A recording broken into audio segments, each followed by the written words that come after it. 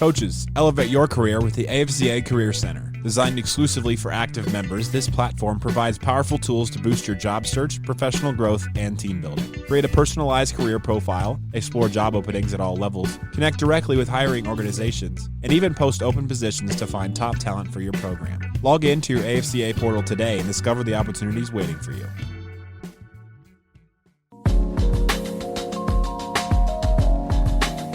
Welcome to this week's episode of Inside the Headset presented by CoachComm. This week, we sit down with Dartmouth Defensive Coordinator and 2024 AFCA FCS Assistant Coach of the Year, Dobes. In this conversation, Coach Dobes discusses his journey through the coaching profession, how he navigated change many times throughout his career, and the lessons that he has learned over his 44-year career. But first, a word from CoachComm. Deuce left, check with me. If they're in quarters match, we're going to Pittsburgh or Ohio. They're in zero. Let's go Hippo, Seattle, wide choice. If we call the protection right, it's 6. When a play call is the difference between winning and losing, your headset choice could be your most important decision. When the call counts, CoachComm is the only choice for clear, dependable communication. Visit CoachComm.com for more info. We got it, guys. Good job. Now, let's get inside the headset with Coach Dobes. Coach, how we doing today? Oh, brother, we are outstanding, man. It's another beautiful day in the upper valley of New Hampshire. You know, we got about 14, 15 inches on the ground, and they're talking about another 10 to 12 this weekend. So, yeah, getting our skis ready. Just another day in New Hampshire, huh? Well, yeah, that's right. Not quite the same down here in Texas, but I'll let you northeastern guys have all that snow. But hey, real quick, just congratulations on the 2024 FCS Assistant Coach of the Year. Diving into your background here, it's kind of doing some homework, prepping for this podcast, is just some amazing things that you've been able to do in your career, and I'm looking forward to diving in. So let's go ahead and do it. Typically, the first question I always ask on the podcast is, when did you know you wanted to be a part of this great profession? I believe it started blossoming when I was at Illinois Wesleyan. I had done the 1 year at Northern Michigan, had a really good football experience there, and met some pretty cool people, and was there at the same time that Izzo and Mariucci were there. They're a little bit older than me, but, at least got to know them a little bit. And then, Illinois Wesleyan was a place that had also recruited me. And I felt like, it was a great opportunity to go there and get a great education, challenge myself, and start pursuing my dream of being a teacher. Late in my senior year, Illinois Wesleyan had this thing they called short term, where you could actually design your own class. So a good friend of mine I'm from the Chicago area, my buddy and defensive end, Chip Hammond, was from Belvedere, Illinois. And so we put together this short term where we were going to drive from Illinois to San Francisco for the coaches convention in 1979. Oh, wow. Which was my first one. And so we had to design this whole month that we were going to be on the road. So in order to do it, we needed to have this survey and that we put together, and we would stop at a bunch of high schools along the way. Wow. And go in, introduce ourselves, and meet the PE and the AD, and do eval survey on the high schools as we were moving across the country. So we stopped in Denver, we stopped in Sacramento, we got to San Francisco for the coaches convention, did our time there, and got our name on all the boards, so that, because we knew how to play the game, but we didn't know how to coach the game. Yeah. So we were both looking for graduate assistantships. We spent some time there, and we drove down to Southern California because we had some family there.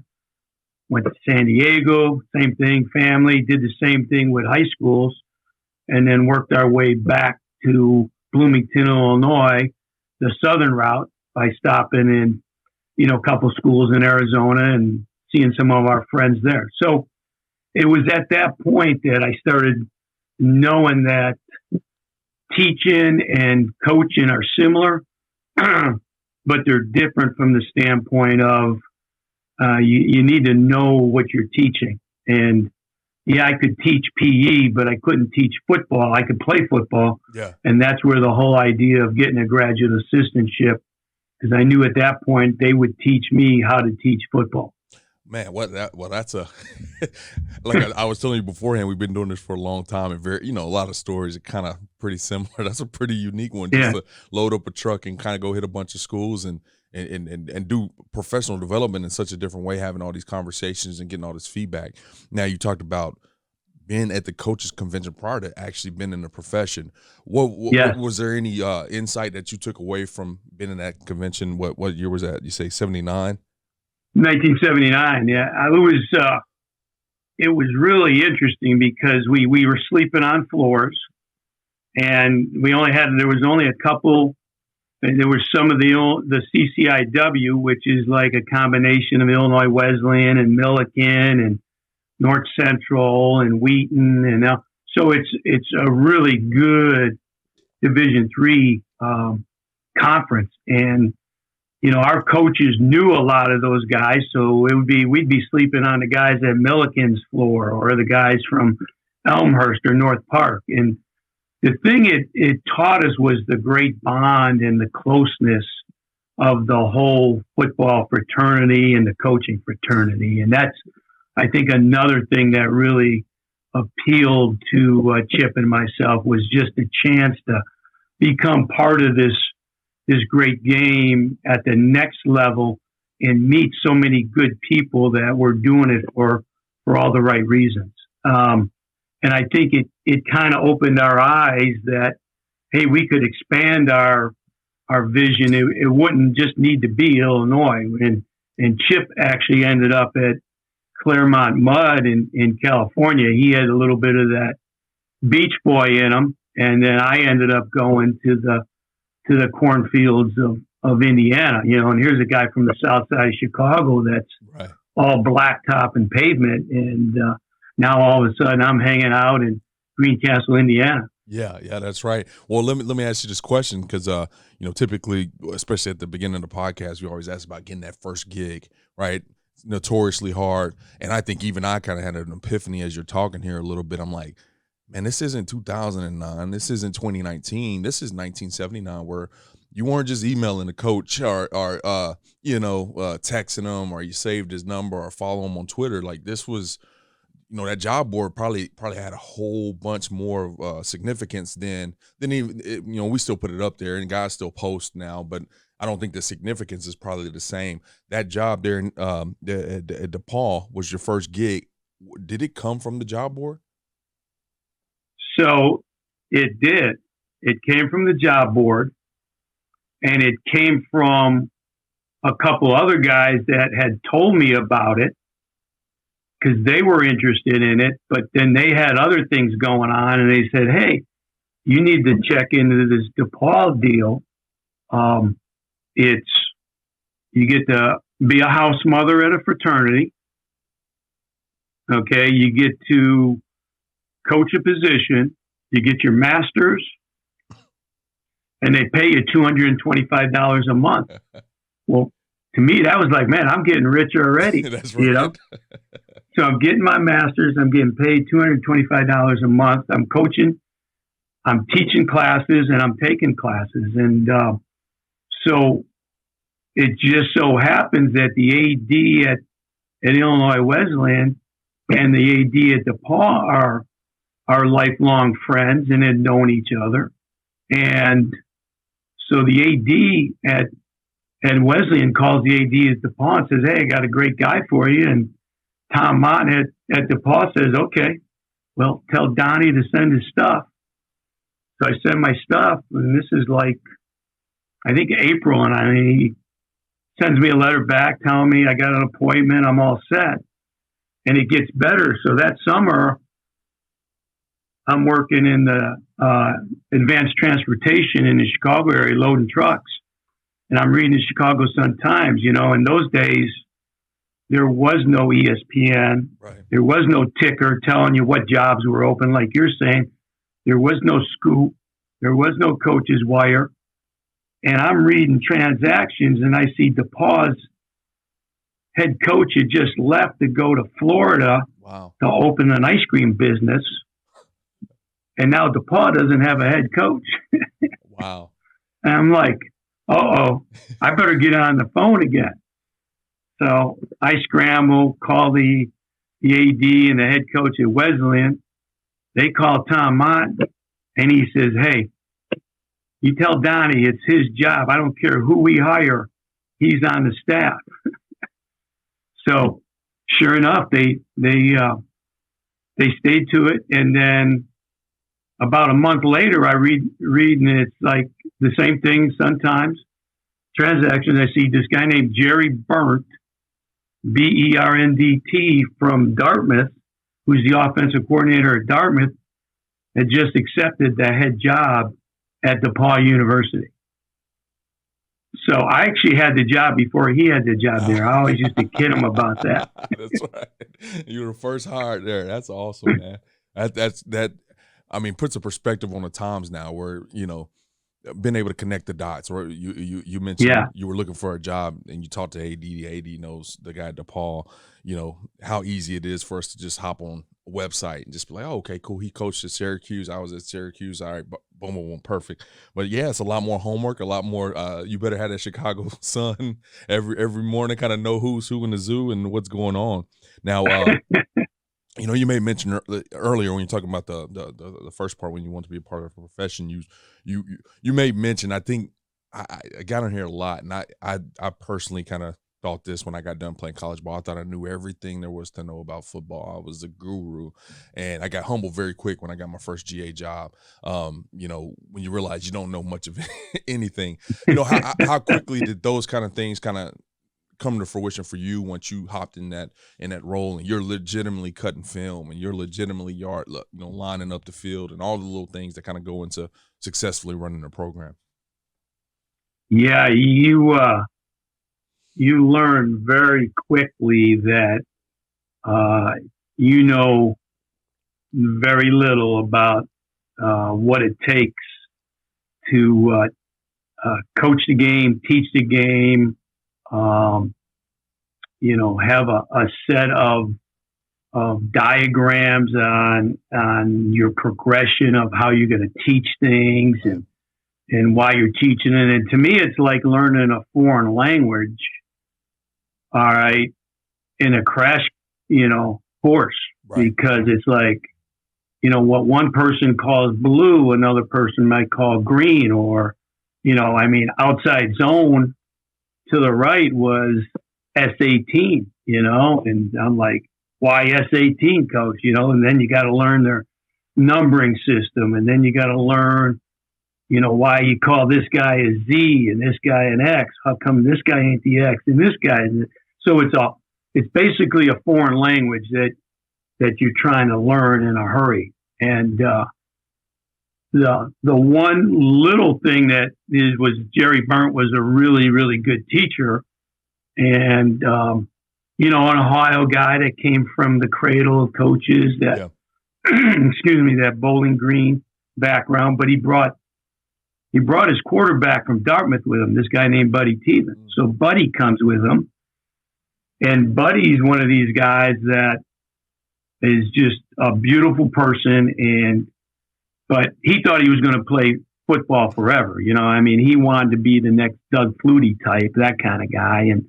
And so he was going to go on and play in the CFL or the NFL. And then those things didn't happen. So all of a sudden Buddy shows up on a bus from Florida because he was down there working out. And now, so Buddy and I end up being roommates and GAs together, and at least he could help me, you know, start teaching me the fundamentals of what the offense was all about and what Jerry's offense was all about. So we had a good time there, becoming friends and getting to know each other, and then developing a good relationship. But he was a good guy to have as part of our initial staff. Yeah, you know, it's kind of crazy. when you see seasoned coaches like yourself who have, been all around and have done it before, you probably take for granted the relationships that you develop. I'm sure there's been some kids that come on a recruiting visit and just see you and Coach Stevens, rest in peace, Coach Stevens. But, when he was alive, and would never connect that you guys met in 1979 and were in a small dorm room just trying to figure out what your next meal is going to come from, just living it up, just learning ball together. And that's awesome, man. I love to hear that, and I love seeing that when I realize you guys kind of cut your teeth together early on in the profession. Yeah, it was, and in fact, that's where he meets his future wife, is when we're there. She's actually in one of my classes, and we would take turns whenever we were on the road recruiting. The other one would cover the class, and that's where Buddy and KT end up meeting.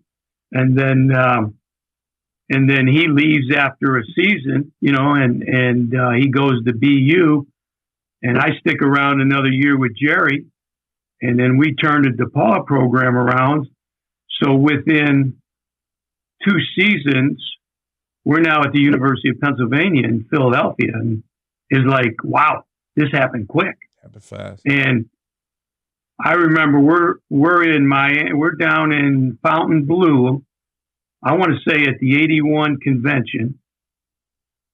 And that's where Jerry gets the call from Penn, to offer him the job, and I'm sleeping on the floor now, and at least it's nice and warm there, but I'm sleeping on the floor, and it's still in 81. Yeah. That's right. Well, let's talk about that real quick. I didn't have this on my list of notes, but in today's time, head ball coaches may be going to get that Penn job. They're talking about it on the scoop. You can probably roll through Twitter and see people rumbling that, hey man, this guy might be the next head coach at Penn, and maybe you don't go and have that conversation with your head coach, but at least you kind of know. In this time where communications is a little bit more frail, like what was that like? He gets this job. I mean, do you go talk to him immediately, kind of see where you stand with this whole thing, or what happens? What happened, I guess, in that situation for you? So it's like I said, in early 81, and I think that it wasn't that attractive a job yet, because they had been, and I may be off on my numbers a little bit, but I think they were 3-27 Oh, wow. the 3 previous seasons. Okay. And I think they had interviewed, somebody once told me that Jerry was the 14th or 15th guy that they had interviewed on the phone, and that about 10 or 12 had turned it down because they didn't think it could be turned around. Wow. And so finally they got to Jerry, and because he had gotten a bunch of, quality recommendations from other people in the profession saying, hey, this is the guy.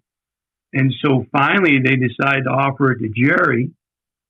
He takes it, and then he starts putting his staff together. And I'm like, and all of a sudden we're having this conversation. He goes, how do you feel about moving to Philadelphia? And I'm like, now I've been east of Indiana like once in my life at this point. And I said, well, I'm from Chicago. Philadelphia sounds like a big city to me and sounds like a good city. I said, what would you want me to do? He goes, well, they got their own freshman program in the Ivy Leagues. I said, no, I didn't know that. He goes, yeah, I want you to be the head freshman coach. You're going to have 65 guys on the team, and you're going to have 6 coaches underneath you as your assistants. And your program's going to be run separate from the varsity program. Of course, you're running our offense and our defense, and every once in a while you'll bring some guys up for the demo squad, but you're running your own program, basically, with the guys that we recruited. And then you have a recruiting area that you got. I said, man, that sounds like a great gig. I said, sign me up for that. So here I come driving into into Philadelphia in February of '82. 81, ready to go. Ready to go as the head ball coach. In parentheses, the head freshman. ball coach. That's awesome. And I want to say I had another guy on that did something similar. I think they called it the JV team, but it was one of the Northeastern schools that have the secondary or the sub teams, and he talked about how much that helped him in his career, being able to have that much responsibility at such a young age, and and he really bragged on his head coach about how much he just really let him run it and let him grow in that deal. What was that situation like for you, especially now that you've been a professional long enough to really look at what a head coach does? Was it a good opportunity for you? It's as you said, it's the greatest experience I think I've for a young coach that you could ever have. I mean, I literally had 5, 6 guys. I mean, Steve Gilbert and Chuck Miller and Ed Foley, all these guys, they were on my staff, and we were coaching them up, and we had 6 games, and we were calling plays. It was just the ultimate experience on how to develop a program, develop young men, and start realizing that it's all about showing them the love and the respect that they deserve to keep helping them progress as freshmen coming into college. And to me, that's the toughest year for any student athlete, is that first year. And so to be able to put them in a situation, and there was a guy named Lake Stafiri there. Dan Stafiri, he used to say, yeah, my name's Dan Stafiri, is in Lake Erie, so they started calling him Lake. And he was just one of the all-time best motivators of players I've ever seen. And a lot of the things that he did, he taught me how to connect with young men and their families. And so a lot of the things that I've gathered from is started with those guys. And the other thing I tell young coaches is you learn from everybody. Mm-hmm. I say you learn how to do things and you learn how not to do things. And you got to remember both of them. But you take the things that are really good and you make that part of your repertoire. And then the other stuff you remember in case somebody on your staff starts doing those things. You let them know that's not how you do it. Yeah, that's the wrong way to coach. That's the wrong way to reach young men and be an important factor in their lives. Well, I'm gonna brag on you for sure here. Obviously, you take the job. You spend 3 years in that role there at Penn and garner a 15-3 record, and which I think is huge. I mean, because a few of the other Ivies were already doing this, and that means you're beating their young guys, their guys that were going to be on the varsity squad. And so, kind of instituting a winning mentality there for those guys as they kind of continue to move forward. So that's awesome there in '84. A promotion, I guess, per se, but you get moved up to the varsity program as inside linebackers coach. And one of the things that was, kind of unique with you is that you've been an OC and a DC. And in these 2 years, you're kind of on both sides of the ball there at Penn when in '84 and '85. So you take this linebacker's job. What was the big transition like? You're in the kind of same place, but in a much different situation. It's kind of a unique promotion within a program to be a head coach. To I guess it's similar to high school. I guess for most people, if you were a JV or freshman coach and you're getting that kind of promotion. But what was it? What was that like for you, and what was the transition personally like for you? Well, so, I think Jerry had a plan in his own mind, and, I'm just living the life of an assistant coach. And it was, like you said, it was a chance to move up with the varsity guys and actually be game planning and coaching against some great programs in the Ivy League. And it was a chance for me, my whole career as a college player was on the defensive side, so I always had that defensive mentality and approach to things. But I think Jerry understood that you needed to know both sides of the ball to be a good coach. Right. And I think so many coaches nowadays are so one-sided that they don't see the big picture and they don't understand both sides of the ball. And I look back now and believe that that's the tools that have been placed in my care that I've been able to take and turn that into being the coach that I am today, because I do understand both sides of the ball. But yeah, it was a great experience, and it was a great chance to work with John Lyons and be his linebacker coach. And, we had turned things around because we had taken that 4-36 program to eventually a 4-time Ivy League champion. That's right. Before Jerry gets offered the job in Rice after the 85 season. Yeah. And, once again, just a little bit more personally on you. You do linebackers, and then the next season you flip over to do tight ends / offensive line. And within that time frame, as you mentioned, you're part of 4 Ivy League championships while at Penn. Just from a big picture standpoint, I guess, what did it take to get that thing turned around? Because as you mentioned, 12 guys hopped on the phone. As legend says, I guess 12 guys that hopped on the phone and turned this job down because clearly there was something, systematically that was going to be difficult about it. But you guys were able to figure it out. Do you know what it was that got it rolling? Yeah. So Jerry and the staff, he sat down and he said, "Hey, this is what we're going to do. We're going to go to all the big cities and the suburban areas and good high school programs and find the kids that are tough and ornery and love the game of football. And that's who we're going to recruit. And we're going to bring them back here. And then we're going to turn the Timmy Chambers, the Tommy Gilmores, the Rich Camizios that we recruited, and we're going to bring them back here, and we're going to build a close-knit family that will, have each other's back in the alley and on the football field, and we will become the toughest football team in the Ivy League. And that's how we're going to do it." And so that was our mission.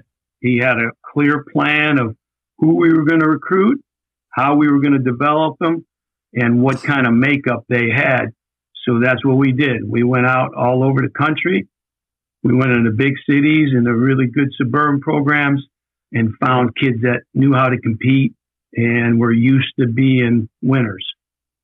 And you guys got it done, and ultimately led to, I believe you said your head ball coach got the Rice job. Is that correct? Yes. Okay. So yes. I feel like here we go again with the question. He gets the job, right? You came and clearly had done a phenomenal job for him, heading up that freshman team and then coming up to be a full-timer on the varsity staff. What was that dialogue like? He takes the job. What happens next? So back then it was more Christmas time when things happened. So I was back in Chicago at my mom's house, with the kids and everything, and got a phone call and there's no cell phones. So mom's on, "Hey, some guy named Jerry Bird." And she knew who he was, but that was mom, right. The neat little Italian lady. And what a great guy he is. He wants to talk to you about something. And I'm on the phone and Jerry starts talking, goes, "Hey, I just want you to know that Rice University, I think it was Watson Brown, had just left. Not Mac, it's Mac's brother Watson. And everything here, as you know, in our profession is connections and people leave. And right. And so Rice was looking for a head coach and an AD. And so somehow they found Jerry somewhere along the way. And if you know anything about Rice, it's kind of like a mini Ivy League school in Houston, Texas. That's right. And So they got their eyes on Jerry, and before you know it, they're flying him there. They're whining and dining him. He's hanging out with all those, Houston oil people, and he gets offered a job. So now the next conversation is, I'm putting my staff together. So he goes, and I'd like you to come as the offensive coordinator. I'm like 27 or 28 at this time. I had hair then, scratching my hair. I said, sounds like a great opportunity, Coach. In the meantime, now Penn's looking for a head coach, and I'm one of the guys they're considering for that. Wow. Penn decides to go with Ed Zubrow. And so I decide that, hey, if you're going to be a coach, you want to challenge yourself. And why not go down to the Southwest Conference and play against, the best football programs in the world. That's right. And the staff he put together was unbelievable. I mean, Kurt Signetti was our quarterback coach. Mm-hmm. Dave Borgley was our center and guards coach. Tyrone Willingham was our wide receiver coach. Milan Vuletich was our defensive coordinator. Scotty O'Brien came from Vegas as our special teams guru. We used to call him Scotty Dots because he'd go, that was his hash mark. And then Scotty ended, so it put together a great staff, great teachers, great people. A lot of fun. Well, what's interesting, as once again, these are my favorite podcasts when I get to hop on with guys who've been in it for, a long period of time. One of the commonalities for a lot of these guys is, they get to, talking. It's like, yeah, it was me and Kurt Signetti and Tyrone. Like these guys, the run Indiana had this year, Tyrone Willingham as a, African-American coach, just what he's done, as a head coach. I mean, this is a tough question to ask. I mean, there's no way you know that when you're sitting in a room with these guys, right? I mean, because obviously they hadn't done it yet, but I mean, clearly you're looking around and saying, this is a good group of dudes, but you just got no idea just the legendary careers. I mean, Buddy Tevens, just knowing him as a GA, hanging out, eating leftover crumbs, just trying to make it as a GA. I mean, how awesome is that? I guess when you're at this point in your career to look back and be like, man, I remember we were just trying to figure it out at Rice, just trying to get a first down, Well, it's funny. And then, and Rick Dykes is our running back coach, and that's Sonny's brother and Spike's son. So I'm like, this is like, the young guys, we knew we were in a great situation. Yeah. But I tell you, our lunchtime basketball games, we'd kill each other.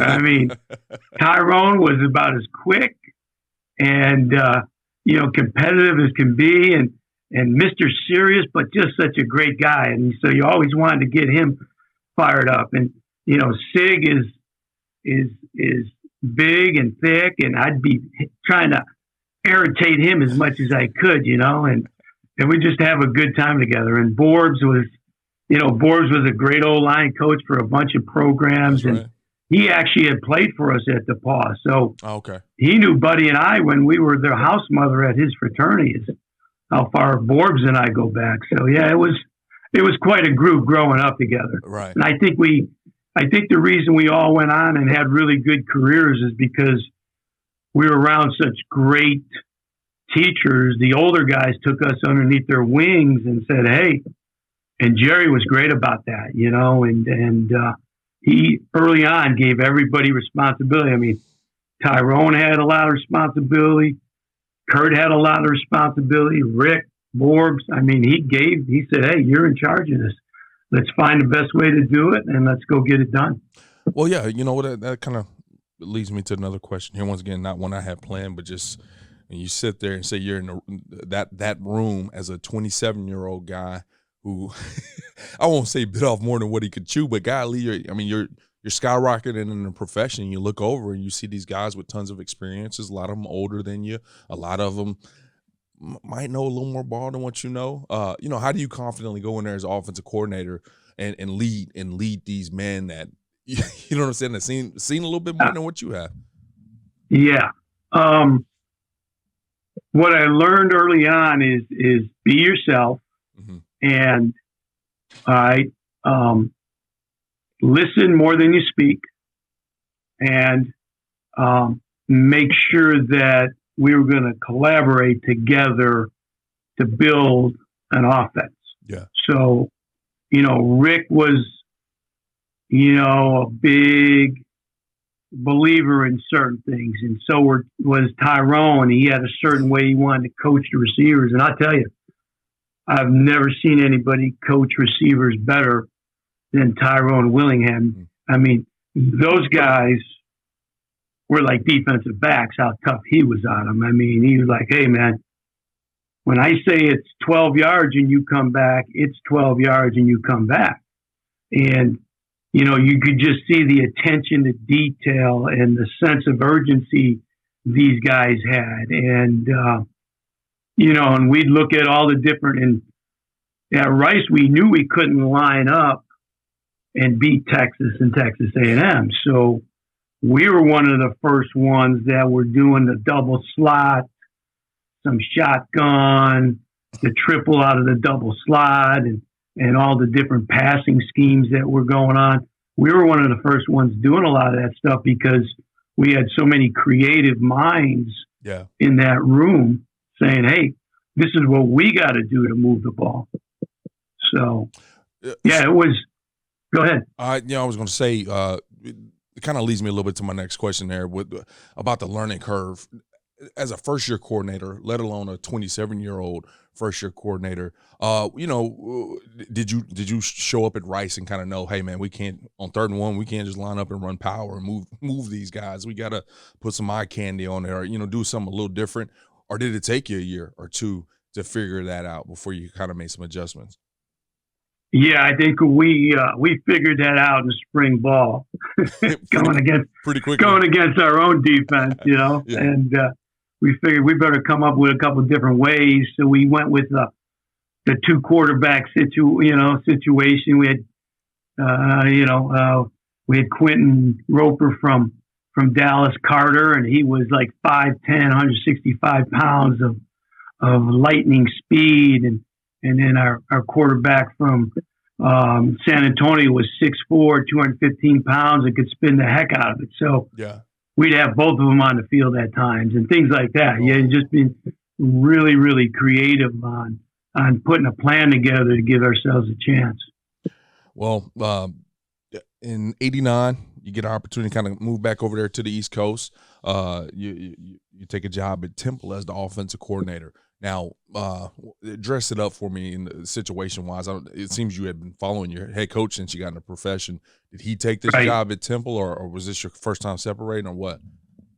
No. So, and the other thing that I'll say is Jerry was very involved in the whole offense too. So, he gave me the title, and in a lot of ways, my job was to keep the 5 of us going in the same page, and then he would come in and it was he was the architect of the offense, and I was the blue collar guy with the tools, making sure all the pieces were greased and going in the right direction. I got you. Sense. I don't want to overstate my role there.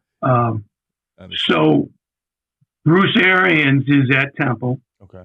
And decides to take another job. And because of the success Jerry had in Philadelphia, Temple comes calling and decide that, hey, he did it at Penn. Let's bring him back so he can do it at Temple. His daughter still lived there. I think Mama Bear wanted to probably get back to the East Coast, and they had enjoyed their 5 years at Penn, and it just seemed like a great move for Jerry to come back. There was talk that Temple would be going into the Big East football conference, because they were starting to talk about that at that point. Yeah. So it seemed like a really good time to move back to Temple or Philadelphia and take the Temple job. So I went from being an owl in Houston to being an owl in Philadelphia. And once back again, in Yeah, city of brotherly love. That's right. And once again, all with this head coach. So, I kind of was prepared to talk a little bit about the relationship between you and Coach Stevens and what that's meant to you, but I would be remiss if I didn't ask about that relationship between you and Coach Byrne. What did that mean to you for him to bring you all these places? And obviously you earn it. I'm not taking any credit away from the work that you put in at these spots, but just to be able to kind of be his right-hand man and make all these trips with him. The guy was an amazing person. I don't think he ever used a curse word in his life.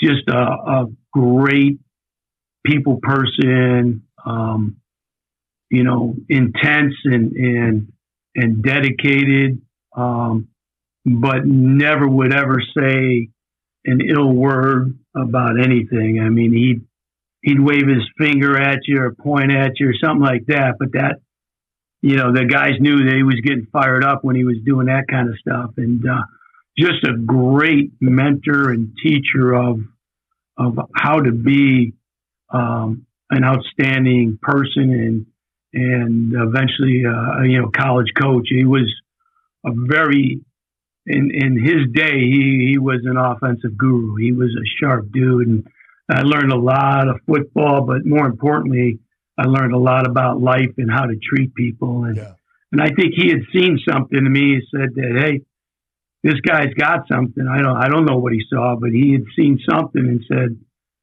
so wherever I go, I'm bringing this guy with me because he's got the right stuff, I think is what he said. But yeah, I mean, I think anybody that knows him or worked for him or played for him, I mean, they'd go through 16 brick walls for the guy. Just an absolute unbelievable person.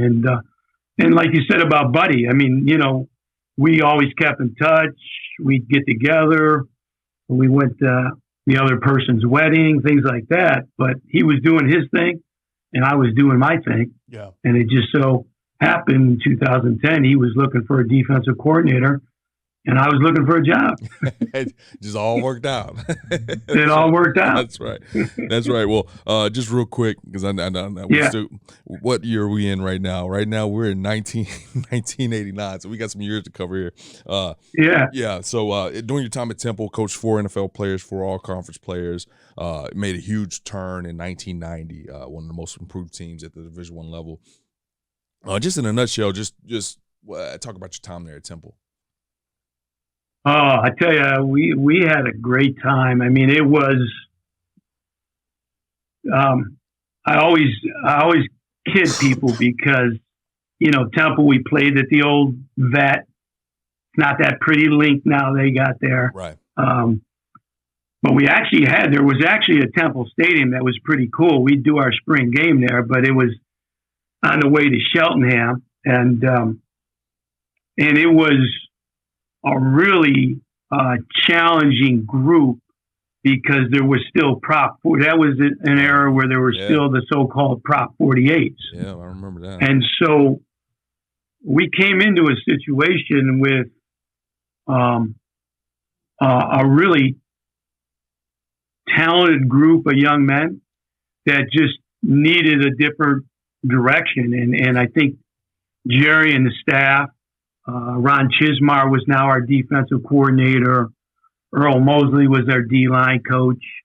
Kirk Shiraka, who's now the offensive coordinator at Rutgers, was one of my GAs.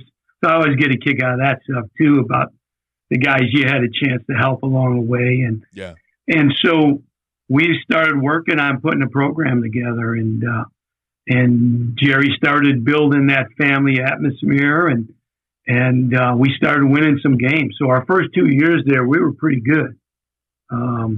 The year we went 7-4, I think our losses were, I want to say Tennessee at Tennessee, Wyoming at Wyoming, Georgia at Georgia, and Penn State at Penn State. I mean, and we played everybody. It didn't, because we had to pay the bills. So, we're going everywhere because they got a lot more money than Temple had. Yeah, you got to play those money games. And you mentioned the Prop 48. I remember being a player in the Conference USA when I was at Army 4-year, and Prop 48. This is around 2000. Was still a deal, and you go play in Southern Miss and UAB, some of those deep South teams, and I mean they would legitimately be better than some of the teams that we glorify now because of this Prop 48. So all right, I'm bringing that up because I think there's a lot of coaches don't really know what that is.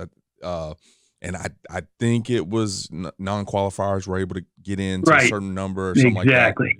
Yeah. And so it did for that little brief time, and it changed the dynamics of football to a certain extent. Yeah. Depending on if you it really did. Yeah. And so that was an interesting time, man. Some really, really good ones, and there were some collateral damage that kind of came with, sometimes I hate you're right about that. I mean, there were some tough situations where, we didn't have the resources that we have now as a game that probably would have been very beneficial for them. I always felt like, we were still really connecting at a very base roots with them to help them and guide them. But you spent a lot of time having those conversations about what it meant to be in a family and the man in the family and how to be a good role model and things like that. So we spent a lot of time really teaching leadership and mentorship and things like that so that we could do more than just win football games, bring them along as men and help to create future fathers and leaders. Amen. Well, the time at 92, you I guess it's the last year at Temple, and you take a job at Rowan. What was the situation there for you to transition from Temple? Okay, so we're getting on the bus to go to Philadelphia International Airport to fly to Miami to play the Hurricanes. And I remember watching tape on them, and we're like, wow, these guys are really good. Yeah. And they're really fast. And I said, this defensive line it's the fastest defensive line we've seen since we played Alabama. And Dobes goes to me. He goes, Donnie. He goes, wait until you see their second team nose guard. Some freshman by the name of Sapp. I said, you mean there's a second team guy that's better than? He goes, wait until he said he's unblockable. I said, oh, that's what you want to hear. Yeah. Thanks, board. So we go to Miami, and as we're getting on the bus, on the Daily newspaper, we got the newspaper, and in the Inquirer it says burnt, meaning Coach Burnt is burnt, meaning we just got fired. We're getting fired after this game. So the whole staff knows we're going to Miami to play our butts off, but that this is our last game as a staff. But that's how we find out. So this is like in late November, we find out that, we're going to get fired there. So now I got 4 kids under 8, and I don't have a job. Well, I get paid for like 3 more months. So I'm in Mobile, Alabama at the Senior Bowl. I mean, I interviewed at Illinois State for the offensive coordinator job, didn't get it. I interviewed at Bowling Green for a job, didn't get it. Interviewed at Albright for a job. Decided that wasn't the best move for me at that point. Yeah. In the meantime, John Bunning had just left Rowan to go with Vermeil and the St. Louis Rams. So the offensive coordinator is this guy named Casey Keeler. He gets the job, and I convinced Casey that I can coach defense. So Casey hires me for like $29,000, and I'm defensive coordinator, recruiting coordinator, professor, any title he could give me, he gave it to me. And loading trucks, delivering the Philadelphia Inquirer every morning, and then umpiring softball and baseball to, feed the family. and keep it going. Yeah. And I go there and we put together, we got a heck of a team, and the guys all come together, and I think we got about 12 transfers from Division I programs, and we're like a mini Mount Union. You know, they get away with it in the MAC conference, and we're doing it in South Jersey. And sure enough, the two of us meet in the national championship in Salem, Virginia. And it's a heck of a game. They end up beating us, I want to say 34-24, something like that. But a great game and great experience. And while I'm there, I get a call from Princeton. They're looking for a linebacker coach, and they want to know if I'd be interested in it. So that's the Rowan story. Yeah, I want to peel something back here. You know, I'm in once again, I know each day and each year kind of comes with its own challenges, you know, regardless of how much success or not that you're having on the field. Right. But, you know, you were able to kind of start in 79, go to Penn. I mean, just upward trajectory, you know what I'm saying? Get the job at Temple, do well, all this kind of stuff. And then you just, one day you flip the paper open and, you know, maybe it was in the air, maybe you were smelling this coming, but obviously, boom, you get the news that this happens. And then I'm thinking about the Senior Bowl. It's typically what, March? Is that right? February, yeah. March. So I mean, it sounds like it was probably a good solid 3 months where you didn't have a job, and you've had all this experience and all this upward trajectory. This is the first, you know, challenge where you don't have a job. How did you navigate that for the first time where it was like, dang, man, this is uncharted territory for me? Yeah, it was probably the most challenging situation that I think you go through from a professional and family standpoint, because you know your whole identity has been based on being a coach and being part of a program, being a part of a football family. And now all of a sudden it's just about you and your family and trying to find a way to provide for them. And so you start, and I think this is why they say to people, you're not really a coach in this profession until you get fired. Yeah. Because then is when you find out all that talk you had about handling adversity, That's right. going through tough times, Right. and how you deal with those is the true barometer of who you are and what you're made of. And I think the toughest thing is remembering your core values. You got to have core values as a person of how you're going to approach every day.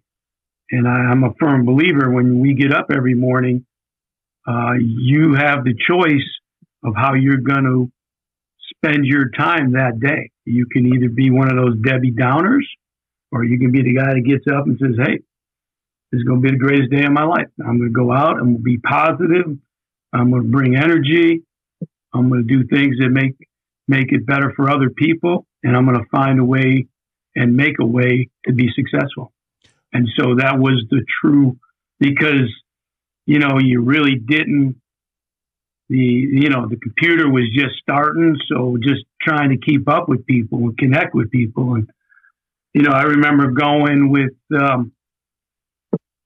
Tyrone Dixon. I drove to Mobile. And I think one of them, Dave Borbley, was with us. And, you know, we ran in, it was like a mini NFL. It was kind of like the NFL convention. Yeah. You know, so we did the AFCA convention.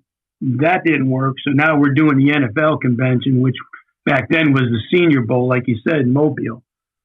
So now we're running into the Pete Carrolls of the world and getting to be around them and playing hoops against them at lunchtime and just trying to make connections any way we could. And I made some good friends there too. You know, that was kind of cool. Yeah. But yeah, that was a journey. You know, you said something that's kind of enlightening. I think, you know, as coaches, you know, obviously we're trying to develop these young men, and it's easy to say a lot of the stuff that we say, right? Yeah, you got to fight through adversity. You know, life's going to be tough. You got to figure it out. And then you're sitting in that role, and you got and, for you had 5 people, 4 little ones and a wife looking at you saying, what are we about to do, and you got these jobs. And so kind of what I wanted to talk about just briefly, because once again, it's sitting on my paper, man. I could spend 3 hours with you, man. This is fun. But, you start talking about jobs and, you're in a situation where you don't have one. You talked about, I think it was Albright, I believe is what you said. And you didn't take it. It sounded like they offered it to you, but it just didn't fit for what you needed at the time. Now, how do you say no? Like, what was the thought process when you're like, okay, he got a job, it ain't gonna pay much, it's not in a great place, or all this kind of stuff? I'm not saying that's what you thought, but how do you make the decision to say no in that situation? Well, it was one of those things where I felt like, the family wouldn't move because I would be just taking it as a temporary job. And I didn't want to just do injustice to Albright if the only reason I'm taking it is just because I needed a job. If I didn't have the belief that I was going to go there, and because I think wherever you put your feet, you got to make that. You got to believe that's going to be your last one. You got to treat it as your last one, and then if you're blessed or something comes along, then you make a family decision. But I just felt like that wasn't going to be the place that the family was going to move, and I just didn't make sense to me to do that, knowing that really wasn't a possible long-term answer. And I just felt like, I had enough faith in the Lord and myself that, something else would come down the line. And sure enough, Rowan and that came down the line. And because of that, that's what allowed me to get to know Casey and then develop a reputation as a defensive coach again, and gave me the opportunity at that point to be in a position that when the Princeton thing opened up, that I could be a candidate for it. Yeah. Well, I appreciate you sharing that. I know that some of that stuff is a little personal, but I think that's huge because you get in that situation, and it's probably easy to take the first thing that bites with, I don't want to say ill intention, but like, hey, I'm going to take this job. If anybody else calls, I'm leaving. And you put the school in the bond, you put your reputation in the bond, and it's easy to just get desperate and just say yes to anything. So thank you for sharing on that deal. And just another little funny side note there is, if I'm not mistaken, Casey Killer now literally just took the Temple job, right? It's just I'm sure you've seen these circles plenty of times, and as you're getting more and more seasoned now, just seeing these guys, it's just the way it works out. But you're meeting him on the front end when he's kind of making a name for himself, and you guys were able to do something special there at Rowan, and kind of leverages it into a position there at Princeton, which puts you back in the Ivies. This time on the defensive side of the ball, 1995 and 2006 Ivy League champions, coached 26 all Ivy linebackers. And what's special about this stop for me is, this is a 16-year stop, which is hard to do, I think, at any point in time in the profession. But it's just, we're getting closer and closer to now to be able to have a long stop like that and just have a home and be there. What was that like for you to be able to, just put your stuff down for a while and lay a foundation? You know what? It was, in a lot of ways, a true blessing. And it's, you look back at it now and it was an opportunity and to be, at a place that had a great tradition and, one of the birthplaces of college football, which, as a Chicago guy and a Chicago Bears fan, you got the Bears and one of those franchises. And so it was kind of like, hey, I had 3 jobs in the same house. I just kept on changing the direction of the car is what I used to kid everybody. Mm-hmm. But it was an opportunity to go there and help develop a program and turn it into a program that would be respected and highly thought of. It had already been there, but it gave me a chance to really develop myself as a defensive coach and as a coach of influence on a linebacker position, that I always wanted to have that opportunity, that if I wasn't going to be a head coach, then have an opportunity to have a kind of an influence on a position and a defense. So it allowed me that challenge to see if I could really do it or not. And so I went there, and again, it was because of circumstances, and it was really neat because two of my children end up going there. And so it turns the whole, projection of a guy from the south side of Chicago that probably couldn't spell Princeton at some point. Right. And now he's got two children that went there, and one that went to Rutgers and one that went to Hopkins. So it was kind of like it created an opportunity for a guy from the south side of Chicago that probably never would have had a chance to do an Ivy League thing. Yeah. Coming out of where I came out of. Coach, that's huge, man. And this is kind of an oddball question here. You mentioned earlier it would just stop at Rice, and I know this is an offensive question. You were a defensive role there at Princeton, but you mentioned having to be creative and then doing the 2 quarterback thing.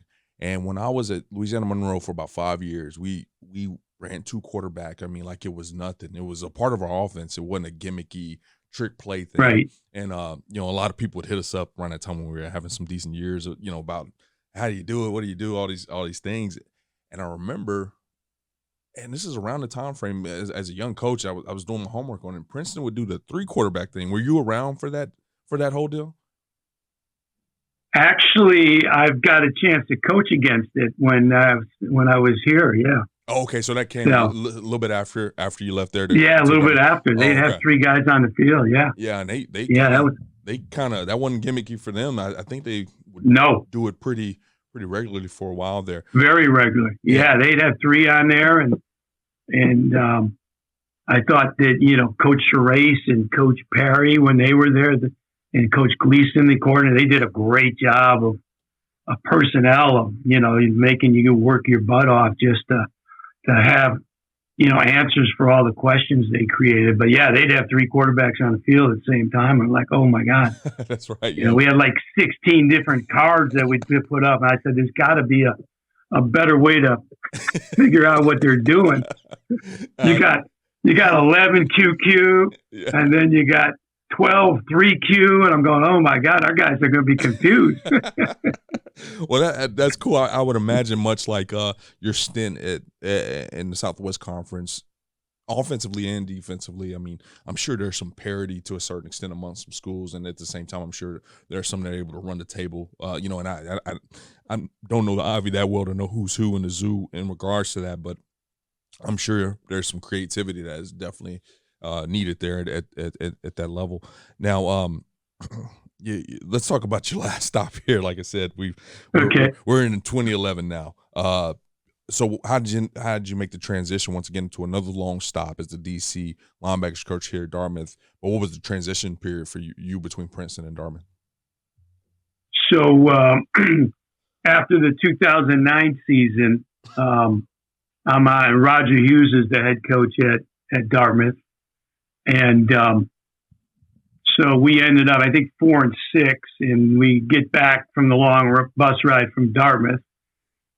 Thank the Lord we had won that game, so the bus ride wasn't so bad, but we had won that game. And, we get back about midnight, and, there's whispering going on, and the AD's waiting for you. So you're like, oh, this isn't good. Yeah, it's not good. And so the next morning we find out for sure that Roger had been let go, and they were going to, but they kept us on through December to recruit as they went to the task of putting a new head coach. So I was there the whole month of December recruiting, and then they paid for us to go to convention, went to convention, came back, and then each one of us sat down with Coach Race and talked about, what the future was.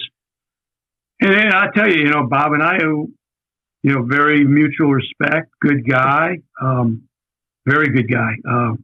Sat down, he said, hey, he goes, you've done a great job here. You got a great reputation. I'm only going to keep one guy on defense, and that's going to be Steve Verbit. And, Verbs has been there since '85, so he's kind of like the dean of Ivy League coaches. And Verbs and I had worked very close together. And I said, hey, I understand. He said, would you think about going to offense as a receiver coach? I said, Bob, I've done that, but that's not who I am. I know who I am right now. I am a linebacker coach, and hopefully I'll get a chance to do that or be a defensive coordinator somewhere, but that's who I am. And even though my son was going to be a senior there the next year and he's on the team, it's just not, it's not who I am. I figured out it's not what I want to do. I appreciate you doing this, but I don't think that's really best for what you want to do anyway. And he kind of he was being the good guy that he is. And I said, hey, so now I'm unemployed. I'm in line, with everybody else. And I got Cobra going, and about 3 months go by, and along the line, Buddy's now Dartmouth's looking for a defensive coordinator, and I'm looking for a job. And so Buddy's doing what Buddy does, and that's being thorough and interviewing people. So he interviews me in, I want to say, early February, maybe mid-February. And, about 6 weeks go on, and there's like 3 of us, how the rumor mill is. And so Buddy calls me up one time and he goes, hey, Donnie, what's going on? And I'm like, okay, he's probably calling to tell me I'm not getting the job. And I said, I don't know. I'm just going around. I was at Lafayette last week. They had me in to go ahead and clinic them. And then I got a couple more next week. And goes, oh, good. You're staying active. He goes, what do you think about this linebacker from Chicago? What do you think about this linebacker from California? He says, you don't seem that fired up about our job. I said, well, Buddy, I interviewed like 7 weeks ago. I said, you don't sound too fired up about me. Why should I be fired up about the job if you're not fired up about me? He goes, oh, no, I'm fired up. I said, well, make me your coordinator. Let me know I got the job, and I'm there. So he did it. It took 7 weeks, but finally he offered me the job, and I took it. And so by late March, 2010, I'm up here, and the rest is history, as they say. The rest is history, for sure. A 7-week waiting period. I mean, he definitely could have lost you over that time period between the interview and him offering you the job. But happy that it ended up that way. Not I don't want to breeze by this, but 2011 to present, you helped improve the run defense by 70 spots in the national rankings. Defense has been in the top 35 in points allowed nationally every year since you've been there, which is once again since 2011. Coach 22 all Ivy linebackers, have left a significant mark in the profession. Your story is amazing. The way you can recollect all this stuff, and it seems like you got a lot more left in you in the tank, and you'll continue writing. But to the point where we're on the horn, and I'm happy this led us to be on the horn, because this is going to be one heck of a podcast. Is this past season you were voted as the 2024 AFCA FCS Assistant Coach of the Year. And obviously, winning championships and been a part of the national championship with Rowan, and just some of the cool things that you've done. I know this is kind of another one of those deals, but at the same time, I think what makes this one special is your peers are the ones that vote on this. The guys that have seen you through the years and, seen that Dartmouth product that you put out there on the field defensively, said you're the guy that needs to win this. What does that mean to you to be able to win a kind of a peer-driven award like this? Yeah, I tell you, it's really special, Mario. I mean, for the number of years I've been doing this, and so many great guys that I've coached with and against, and gotten to know at the summer camps, and you know, the Lawrence first and goal, and Coach Talley, you know, and all the things guys like that do. They give so much back, and you meet so many great people, and just to have the honor, then really feel blessed. I think the AFCA is one of the great foundations and brotherhoods in the world, because you're taking a special game and using it as a teaching tool to reach so many people, and the message is the right thing. It's about other people. It's about doing it the right way. And now it's about safety and protecting our players, and then giving back.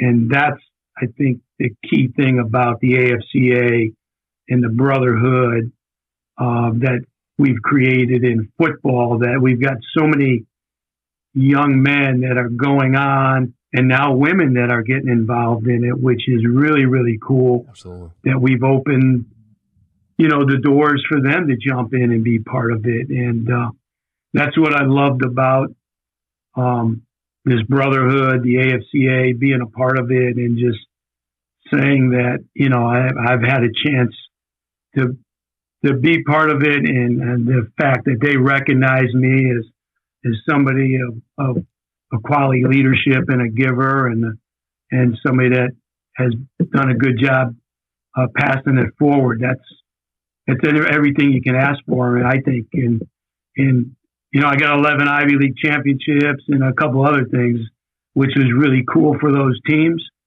But this, as an individual, because of what I've been blessed to do, and hopefully, you know, for the next whatever amount of years, the people that I've coached and touched will continue to give back. That's quite a blessing. Amen. So, well, Coach, yeah, amen to that. It's man, I tell you what, I've done a lot of these, man. This is up there. this is up there, man. Because I left a lot of meat on the bone, because we probably could have talked a lot more stuff. But you know, you're one of those guys I feel like I can't brag to, because you know, you know more about this whole thing than I do. But I will say this, character. You know what I mean? I think people of high character obviously do a great job in a profession and win awards like this. But you know, how easy would it have been to say, yeah, give me that wide receiver job here at Princeton so I can see my son for his senior year, and not be into it, and not have your heart into it, and just take the job just so you can, you know, take the check for another year. I mean, how easy would that have been? But you didn't take that, right? And you want to respect this program, respect what you stood on. How easy would it have been to take the Albright job and just say, hey man, I just need this check. That's it. I tell you, you know, obviously a lot stood out to me in this whole thing, but obviously it takes high character to kind of be able to make those type of decisions that are selfless, and you know, going to put you in the best situation to continue to deliver a great message, a great product from a football standpoint to your student athletes. So we appreciate everything that you do, not just for the AFCA, but what you do for all these young men that you've coached since 1979, man. All the impacts, all the life that you touch, man. So you got a new fan today, man. I'll be keeping up with that Dartmouth defense moving forward, and be wishing you the best, okay? Sounds good, Mario. I look forward to meeting you in person, man. You do a great job, and thanks for being part of the family. Yes, sir. No doubt. I look forward to seeing you in Charlotte, okay, Coach? All right, sounds good. You take care. Have a good one. You also. CoachComm has been delivering tough headsets for tough teams for more than 31 years. It's why 97% of FBS teams and thousands of high schools across the country rely on CoachComm. Get the best for your team. Visit CoachComm.com for more info. Thanks for listening to this week's episode of Inside the Headset, presented by CoachComm. If you'd like to learn more about this week's episode, head over to AFCA.com. There, you can access every episode and find corresponding show notes. Remember, you can catch every episode of Inside the Headset presented by CoachComm on wherever you get your podcasts, including Spotify, Apple, and YouTube. While you're there, we'd love for you to take a moment to rate, review, and subscribe to the podcast. Your feedback helps us improve and grow. Keep up with the latest news by following us on social media. Connect with us at Inside the Headset, and remember to tag us when you share your favorite episodes. For more updates on all things AFCA, be sure to follow the @WeAreAFCA social media accounts. If you're not a part of the AFCA community yet, visit AFCA.com to join thousands of NFL, college, and high school coaches nationwide and across the globe. Elevate your coaching game with an AFCA membership. You'll gain exclusive access to the annual AFCA convention, magazine, digital library, and AFCA Insider email. Stay up to date with the latest stories and news on the AFCA website. More than just a convention, the AFCA offers continuous education, guidance, networking, and more. Celebrate the past and shape the future with the AFCA. It's about fostering exceptional coaches who create outstanding teams and even better individuals. Invest in your skills and make a lasting impact today by engaging with the AFCA. Your journey starts here.